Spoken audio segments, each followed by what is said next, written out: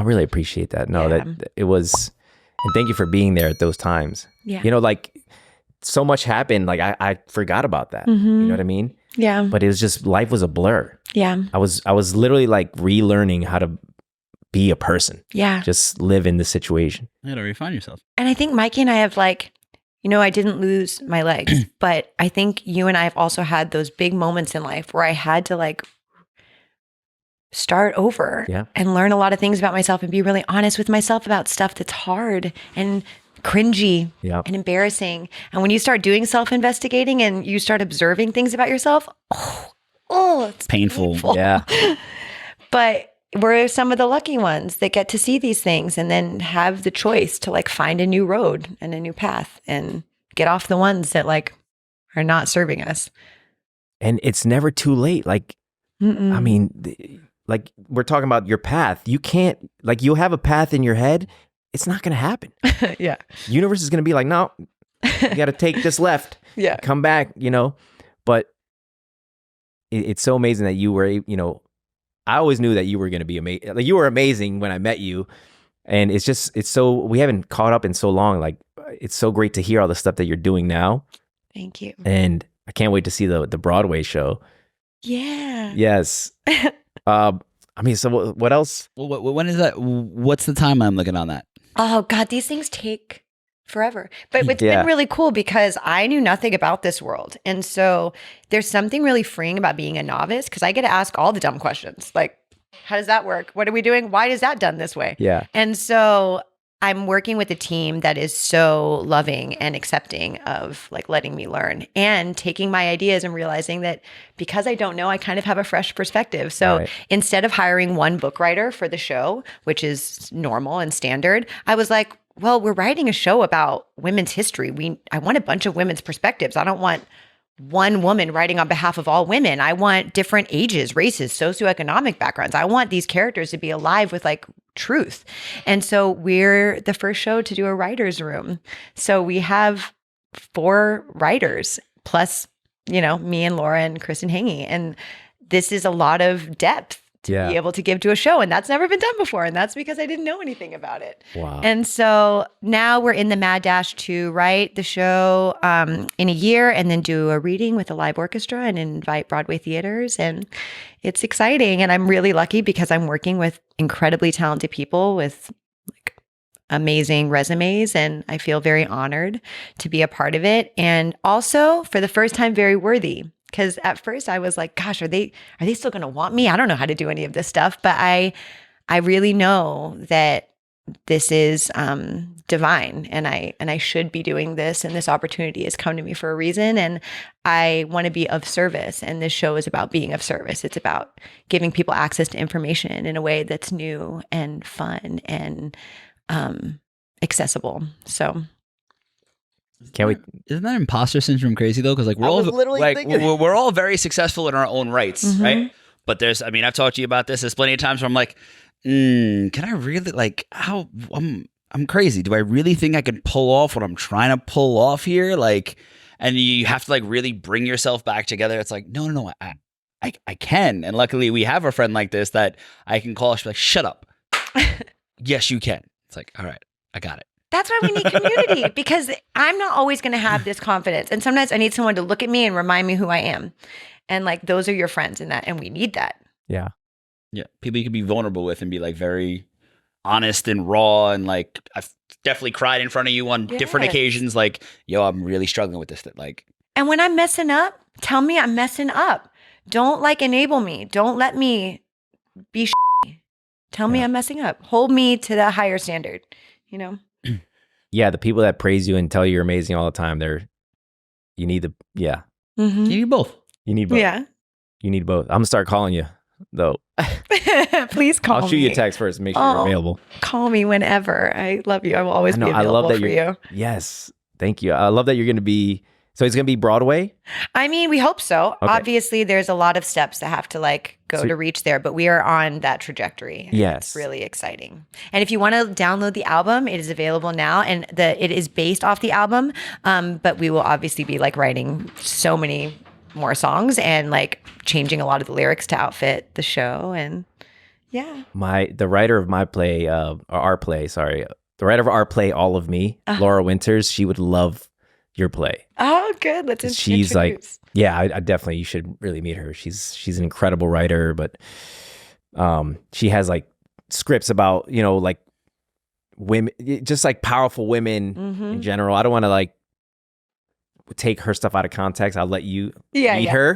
Great. But I think she would love it. I can't wait to tell her about that. Oh, that would be amazing. Yeah. And this is how this world works, is like we all find each other through all of these interesting avenues, and the right combination of people will create something together. That's and everybody's connected to somebody that can help you meet this person, meet that, help like, and she's right. That's how we all get to that next level. Yes. So where are you living now, and what's besides the Broadway stuff and the sound baths? And what else is going on? Well, I live in Nashville currently, which is really interesting because I've grew up in LA and I'd only lived in LA and New York, and doing all this women's work, it's really important to be in the South because we live in a bubble here. We have a lot of rights here, and access to healthcare in the South is different. And like I have helped a lot of women get across state lines because they were having ectopic pregnancies and couldn't be treated at the hospital because everyone's afraid that it will be considered an abortion and lose their licenses. Wow. So it's been very eye-opening to be in the South. It's also been really cool to be in a state where they love entrepreneurs. I started a wellness business there. I have incredible clients. I, am bringing modalities that are really popular here in LA to a place that didn't have access to it. And so for those reasons, it's twofold. It's like there's a lot of freeing shit, and then there's a lot of stuff where women are kept down. So crazy. But it's good. It's all informing me, and that will inform my art. And so I think that that's really important. Yeah. And places like that need people like you to open. Yeah, and I've met so many open the pinhole. People. Yeah, totally. And there's so many good people there that just didn't know. And so that's been so fun. I'm like, by the way, like you're a badass woman. Like you don't have to just limit yourself to like being a nurse, being a teacher. Like you could be the president, Right. So once we realize that we're capable of embodying these roles, then like we take them on. I love it. Let's talk about the other thing you've just brought to Nashville that's catching on like wildfire, your sensory dating, because dating nowadays is terrible. It is awful. Everybody's fed up. I'm loving it. Everybody's fed up with the apps, all the things. So you created something new that really was very exciting, that a lot of people have shown so much interest in, and you're looking to branch out and take more places. So let's get into it about sensory dating, because it was a really cool concept. Okay, coming back to like Shea does a lot of things. I in doing all of this wellness, I was meeting all of these really lovely people and wondering why they couldn't meet each other, and then starting to observe that like I would have a sound bath, I would have a yoga class. These people would like each other. Why aren't they talking? And it's hard in this post Me Too era for a guy to go up to a girl. They feel like, oh, is this going to be inappropriate? Are you going to think I'm a creep? And then women also aren't designed to go up to men, because our whole lives we've been told, don't call boys, don't play hard to get. It's such a weird situation where we've like literally made it impossible to connect, and all we want to do is connect. Right. So I was listening to this podcast, and this girl in Australia was doing these sensory speed dating events where everyone was blindfolded and then would like smell 7 people rapidly and then write like, was I attracted? And I was like, okay. Smell them? Yeah. It was like each sense. You would go through each sense. And I thought, ooh, that seems a little intense. But I love the idea of when you close your eyes, all of a sudden your other senses are heightened. Like if you touched me and my eyes are closed, I would feel it more. I would notice everything else. It would be like turning up the volume. Yeah. So I got together and with a friend, and I was like, okay, let's talk this out. What if it wasn't speed dating? What if I got a lot of people to apply and I matched them with 3 people that I thought they were compatible with, and then make them blindfolded the whole time, and then lead them through a series of sense meetings that aren't awkward. Like, how do I get people to touch without it being like, And so I was like, maybe they do like make up a secret handshake. And in making up the secret handshake, we're touching. There's chemistry between us, or there's not. And you're going to be aware of it because your eyes are closed. Yeah. So you smell each other, you talk, we give like different prompts for like having deeper conversation than like, so how long have you lived in Nashville? What do you do? Yeah. Speaking from a script. So we give each person 20 minutes together with their first participant. And then at the end of 20 minutes, they turn around and they have a little sheet of paper and they lift up their little mask and they write, on a scale of 1 to 10, smell, how attracted were you? On a scale of 1 to 10, conversation, how attracted were you? On a scale of 1 to 10, touch, how attracted were you? And at the bottom, you do match or no match. And so then at the very end, I separate everybody again because I didn't want to deal with people rejecting each other because of their physical appearance. And you remove your masks and then you like go about your separate ways. And a couple days later, I text you if you had any matches. And if you had a match, I send their Instagram, their phone number, and then you can decide whether or not you want to reach out. This is also in front of a live audience too, by the way, with somebody like somebody hosting the entire thing. Girl, I got you. You need a host? I do, always.